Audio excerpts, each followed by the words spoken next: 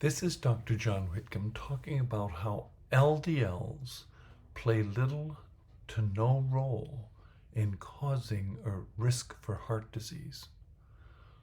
That sounds very inflammatory because you go to see a doctor and your cholesterol looks like it's high and your doctor says you have to be on a statin. That may be the wrong decision tree, and let me explain why. Certainly it's a big issue. Half of us who die of heart disease, it's unequivocal that cholesterol is there in the arteries. But is it the cause? And here's the issue. If you do population studies, and there have been multiple good ones done, the one I'm quoting this time is an author by the name of Bathum, B-A-T-H-U-M, in the Scandinavian Journal of Primary Healthcare, following 118,000 adults for 10 years, so a million years worth of data. Pretty good study, looking at triglycerides, LDLs, HDLs, and how long people live. And it turns out the people who lived the longest had cholesterol, total cholesterol, in the 230 to 260 range. And they lived much longer than people whose cholesterol was below 190. That's quite opposite to what we've been thinking. So high cholesterol total did not correlate with living less, living longer. And how do you explain that?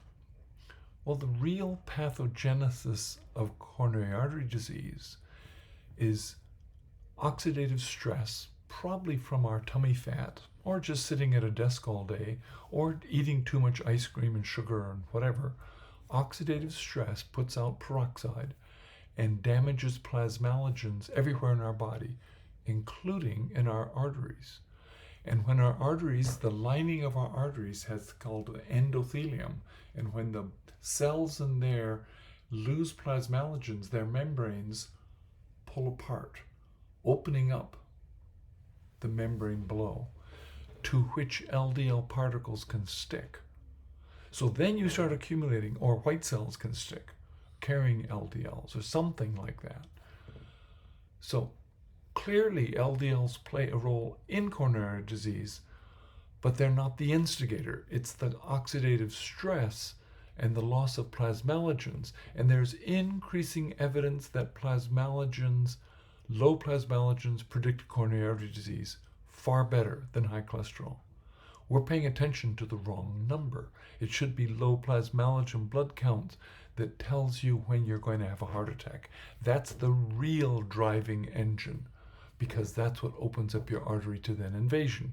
And of course, once cholesterol's there, then the cascade starts, and you get more and more cholesterol, and then it ruptures and you have a heart attack. That all takes 15 to 20 years to happen, but the initial driving engine is oxidative stress and loss of plasmalogens. That's what's driving coronary disease. You can change that by not eating so much sugar, by exercising more, by all those things that we know help heart disease. Interesting idea, isn't it? Let's get on with the real thing that causes heart disease. We're going to make more progress by doing that. This is Dr. John Whitcomb for News and Nutrition. Hope you enjoyed that idea.